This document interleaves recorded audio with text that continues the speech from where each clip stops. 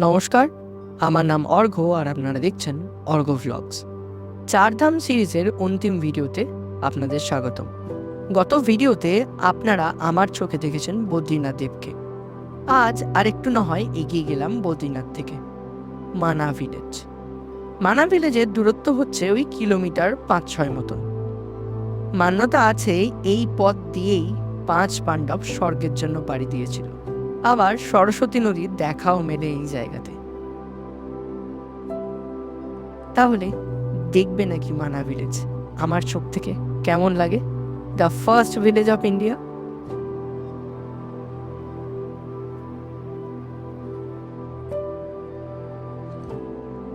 হচ্ছে the last Indian village, মানে the first Indian village, যার নাম মানা। এটাই হচ্ছে সেই গ্রাম যেখানে বসে মহাভারত রচনা করা হয়েছিল। এখানে অনেক কিছু আছে দেখার মতন, সেটা দেখব। আর জায়গাটা এতটাই অভাবনীয়, কথিত আছে যে এখান থেকেই পাণ্ডবরা স্বর্গযাত্রা আরম্ভ করেছিলেন। সত্যিই তাই, স্বর্গ থেকে কিছু কম কিন্তু কিছু নয়। অসাধারণ জায়গা, সত্যি করেই অসাধারণ জায়গা। আর ওই দূরে একটা ফলস দেখা যাচ্ছে, এই যে ফলস, এটার নাম হচ্ছে বসুধারা ফলস। এটা কথিত আছে যে যদি তুমি পাপী হও তাহলে তোমার গায়ে কিন্তু ওই ফলসের জল কিন্তু পড়বে না। কি অদ্ভুত না? ট্রেক করে যাওয়ার একটা ইচ্ছা তো আছে, কিন্তু যেহেতু গ্রুপে এসছি, আমি একা বললেই তো হবে না, সবারই একটা সহমত, একটা ঐক্যবদ্ধ ডিসিশন। মানা ভিলেজের মেন জীবিকা হলো পর্যটন। ঢুকে ঢুকেই নানান রকম গ্রাফিটি এবং ওয়াল আর্ট। ব্যাপারটা বেশ সুন্দর এবং ইউনিক আমার কাছে। ঠিক যেন মনে হচ্ছে ডাসেলডর্ফ বা হালে সালে বা জার্মানির কোনো একটা জায়গায় আমি চলে এসেছি। ছবিগুলো কিন্তু খুব তাৎপর্যপূর্ণ। কোথাও স্নো লেপার্ড, বা কোথাও গণেশ, বা আবার কোথাও মহাদেব ডুগডুগি বাজাচ্ছে। ব্যাপারগুলো বেশ সুন্দর এবং অদ্ভুত। এখনই একটা পিট্টুর সাথে কথা হলো, উনি বললো এখানে যে সরস্বতী নদীর উৎসস্থল এবং বসুধারা ফলস ওই অবধি পুরো তোমাকে নিয়ে যাবে, নিয়ে আসবে 10,000 টাকা। আর শুধু সরস্বতী মন্দির অবধি নিয়ে যাবে, সেটা হচ্ছে খালি 1500 টাকা। আর এই গ্রামে প্রত্যেকটা বাড়িতে ছোট হোক বড় হোক, খুব সুন্দর সুন্দর রং বেরঙের গ্রাফিটি, অসাধারণ। ওই যে দেখা যায় ক্ষেত্রফলের মন্দির, আর সামনেই এই এনজয় পাহাড়ওয়ালি ম্যাগি লাগিয়ে দিয়েছে বলে তাই, নাহলে কিন্তু খুব সুন্দর দেখা যেত। সত্যি বলতে কেদারনাথ ট্রেকের পর এনার্জি যেন তলানিতে, দুপা হাঁটলেই বুক ধরপড় করছে। চলে এলাম ভীমপুল এবং সরস্বতী মন্দির। এখানে একটা গল্প আছে। পঞ্চপাণ্ডবের বউ দ্রৌপদী কিছুতেই পেরোতে পারছিল না এই সরস্বতী নদীকে। ভীম তখন এক বিশাল পাথর আটকে একটা অস্থায়ী ব্রিজ নির্মাণ করে। ব্যাস, তখন থেকে এই জায়গার নাম ভীমপুল।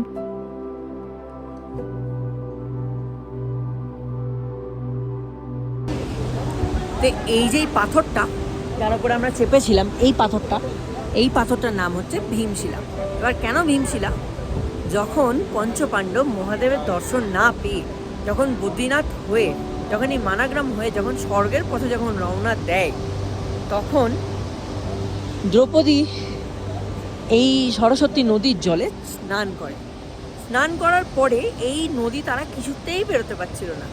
ভীম কি করে, তখন এই বড় এই পাথরটা এই সরস্বতী নদীর ওপরে ফেলে দেয়। সেই জায়গা থেকে নাম হয় ভীমশিলা। আর এখান থেকে কিছু দূর গেলেই একটা জায়গা দেখতে পাবো, সেই জায়গাটা হচ্ছে একটা মন্দির। ওই মন্দিরটার নামটা আমি ভুলে যাচ্ছি। ওই মন্দিরে দ্রৌপদী নিজের দেহত্যাগ করে। আস্তে আস্তে পঞ্চপাণ্ডবরা আস্তে আস্তে দেহত্যাগ করতে থাকে, মানে অন দ্য ওয়ে টু স্বর্গ। ধরে নেওয়া যায় যে এই পথেই হচ্ছে স্বর্গ। আস্তে আস্তে আস্তে আস্তে তারা মানে দেহত্যাগ করতে করতে থাকে। লাস্ট অবধি যুধিষ্ঠির লাস্ট অবধি স্বর্গতে গিয়ে পৌঁছায়। আর স্বর্গতে তাকে পথ দেখানোর জন্য কিন্তু কেউ ছিল না, খালি একটি কালো কুকুর ছাড়া। সেই কালো কুকুরটা আর কেউ নয়, স্বয়ং ধর্মরাজ রূপী মহাদেব। কি অসাধারণ, তাই না? এখান থেকে চায়না বর্ডার হচ্ছে খুব কাছে, তাই এখানে কিছু রাস্তা আছে যেগুলো সিভিলিয়ান অ্যাক্সেসের জন্য নয়, ওটা ডাইরেক্ট বর্ডার অব্দি যাচ্ছে। আর প্রত্যেকটা পাহাড়ের ঢালে ঢালে লেখা আছে খুব সুন্দর সুন্দর স্লোগান। যেমন এই সামনের পাহাড়টাতে লেখা আছে তাগরা রাহো 7, তারপরে সামনের পাহাড়টাতে আরও কিছু লেখা আছে হয়তো। আর আরেকটা জিনিস আমাদেরকে দেখাই, মানে আমি এটা এখানে লাইভ কতটা এক্সট্রিম, কিন্তু মানুষ এখানে কতটা হাসি খুশি নিয়ে থাকে। আমাদের কেদারনাথ ট্রেক আপ ডাউন করেছি, তাতে আমাদের পায়ের জানাই তাই অবস্থা, কিন্তু এরা নিজেদের প্রত্যেক দিন কত কত কাজ করছে। হ্যাঁ, এদেরকে দেখতে পারো, তারপরে এদেরকে দেখতে পারো, মানে এটাই ভেবে ভালো লাগে যে আমাদেরকে ভগবান কত কিছু দিয়েছে, তাই না?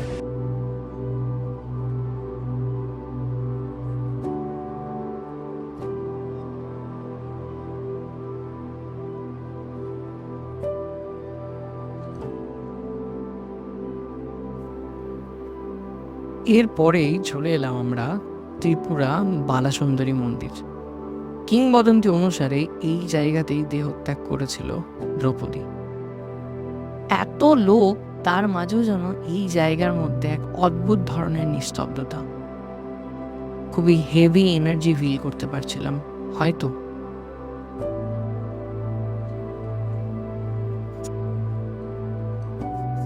তো আমরা এখন এই স্বর্গমার্গ থেকে একটুখানি মতন উঠলাম, আমরা উঠে এখন একটা জায়গাতে বসে আছি। ওই হচ্ছে পুরো বসুধারা ফলস অব্দি ট্রেকের রাস্তা। আর মান্যতা আছে এটাই যে এই রাস্তাটা দিয়েই সোজা হচ্ছে স্বর্গ। আর কি অদ্ভুত না লাগছে এই পাহাড়, আর কি অদ্ভুত না লাগছে এই পুরো প্রকৃতি। যাই হোক, খুবই অবস্থা কাহিল আমাদের, কারণ আমরা কেদারনাথ উঠেছি এবং নেমেছি। আর এটা বলা হয়, আমরা যে মন্দিরটাতে দাঁড়িয়েছি এটা হচ্ছে ত্রিপুরা বালাসুন্দরী মন্দির। এই মন্দিরেই বলা যায় যে দ্রৌপদী মারা গেছিলেন বা দেহত্যাগ করেছিলেন। আর এই রাস্তাতেই স্বর্গ, আর এই রাস্তাতেই একে একে পঞ্চ পাণ্ডব তারা দেহত্যাগ করেছিলেন। লাস্ট অব্দি যুধিষ্ঠির তিনি স্বর্গ অব্দি গেছিলেন, আর তার সাথে পথ দেখানোর জন্য একটি কালো কুকুর ছিল। সেই কালো কুকুরটি আর কেউ নয়, স্বয়ং ধর্মরাজ রূপী শ্রী মহাদেব। আর এটা কথিত আছে যে এই মন্দিরে কেউ যদি কিছু চায় তাহলে ভগবান সেটা তাকে ফেরায় না। তো দেখা যাক, কি অদ্ভুত না যে এই পুরো ভারতবর্ষের মধ্যেই লুকিয়ে আছে এখনো পর্যন্ত সেই আদিম যুগের প্রমাণগুলো। অসাধারণ, জাস্ট অসাধারণ, অদ্ভুত অদ্ভুত, খুবই সুন্দর। আর এই মন্দিরটি বন্ধ আছে তাই দেখাতে পারলাম না, কিন্তু এই মন্দিরের যে ভাইব্রেশন, এটা কিন্তু খুবই মনটাকে ছুঁয়ে যাচ্ছে। তো এটাই হচ্ছে ত্রিপুরেশ্বরী মন্দির, ত্রিপুরা সুন্দরীর মন্দির। কথিত আছে এটাই যে এখানেই নাকি স্বর্গযাত্রার সময় দ্রৌপদী নিজের দেহত্যাগ করেছিলেন। অসাধারণ অসাধারণ। আর সামনেই গ্লেশিয়ার বুঝতে পারা যাচ্ছে, সামনে গ্লেশিয়ার। ও অদ্ভুত। আর এই রাস্তাটা হচ্ছে বসুধারা ট্রেক। এখানে ওই যে দেখা যাচ্ছে ওটাই হচ্ছে বসুধারা ঝর্ণা। অসাধারণ অসাধারণ, প্রকৃতিটাই অন্য লেভেলের, না? এই রাস্তাটা এই যাচ্ছে, এই যাচ্ছে, আমার ওই যাচ্ছে, এই যাচ্ছে। মনে ইচ্ছে থাকলেও যাওয়া হলো না বসুধারা ফলস। আস্তে আস্তে এইবার যে বাড়ি ফেরার পালা। সব দেখে নিলে আর পরের বার আসার ইচ্ছাটা থাকবে না, তাই না?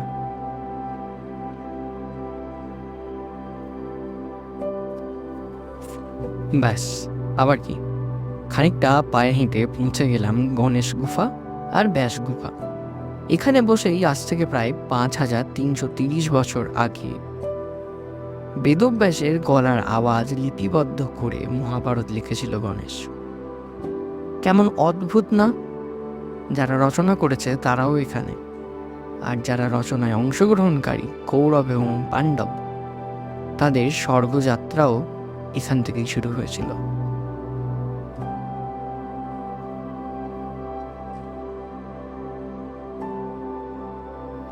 তাহলেই ব্যাস, আমার গল্প ফুরলো, নোটে গাছটি মরলো। ওখান থেকে ফিরে এসে আরেকবার মন্দিরটা দেখে নিলাম। এইবার গন্তব্য হচ্ছে ঋষিকেশ। আবার সেই পাহাড়ি রাস্তা আর 7খানা প্রয়াগ দেখতে দেখতে যাওয়া হবে। এর মধ্যে দেবপ্রয়াগ কিন্তু শেষ বিকেলের আলোতে অপার্থিব। বর্ষা ঢুকেছে, অলকানন্দা আর ভাগীরথীর জল কিন্তু ঘোলাটে। তবে হ্যাঁ, চাক্ষুষ দেখতে তো পেলাম। ঋষিকেশ ঢোকার আগে ধারী দেবীও যেন অদ্ভুত মায়া দৃষ্টি দিয়ে ডাকছে। খালি যেন মনে হচ্ছে এইখানেই থেকে যাই, কিন্তু সেই তো ফিরতে হবে কাজের মধ্যে আবার।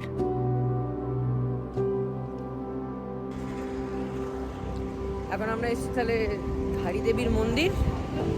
এটাই হচ্ছে আমাদের শেষ মন্দির দর্শন। এরপরে আমরা নেমে যাব হরিদ্বারের দিকে। এবার ওনাকে বলা হয় 4 ধামের রক্ষা করতে। ধারী দেবীর মন্দির এই সামনেই, একদম নদীর মাঝখানে। আমরা নামবো না, আমরা জাস্ট ওপর থেকে দেখে দর্শন করে চলে যাব, কারণ আমাদেরকে তাড়াতাড়ি হরিদ্বার পৌঁছাতে হবে। আর ব্যাপারটা হচ্ছে এটাই যে ওনার মন্দিরটা কিন্তু খুবই রহস্যময়, কারণ ওনার দিনের সময় সময়ে ওনার মুখের আকৃতি কিন্তু পাল্টায়।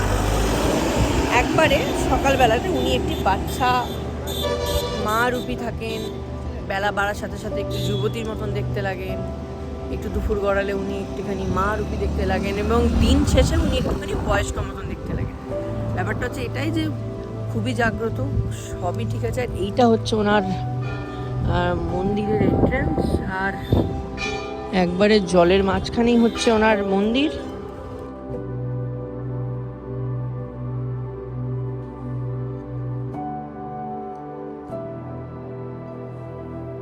হালকা কারেকশন, হরিদ্বার নয়, যাচ্ছি আমরা ঋষিকেশ। রাস্তাতেই ঠিক হলো, হরিদ্বারে তো ছিলাম, না হয় ঋষিকেশটাই থাকা যাক একটা দিন। ঋষিকেশ ঢুকতে ঢুকতে বিকেল গড়িয়ে সন্ধ্যে। কাল সকালে ঘুরে দেখা যাক ঋষিকেশ শহরটা কেমন লাগে।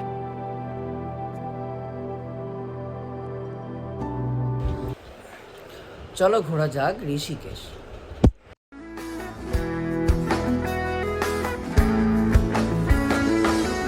che tocche bandite la hilogi bilogi kupaire che tocche bandite la hilogi bilogi kupaire o che tocche nozori lagai che tocche nozori lagai e brindabon oh hare rasoki che tocche nozori lagai e Brindabon rosse lagai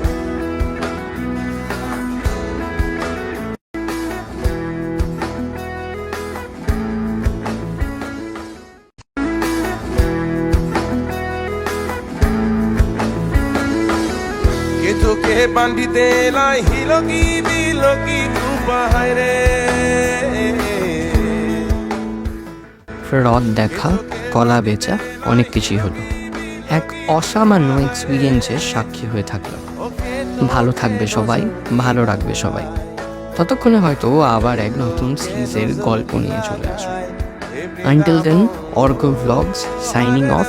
তবে হ্যাঁ, যাওয়ার আগে আমার এই 4 ধাম সিরিজের এটা ছিল অন্তিম ভিডিও, আর আমার এই ভিডিওগুলো ক্রমানুসারে দেখার অনুরোধ রেখে গেলাম। ভালো থাকবে আবারও।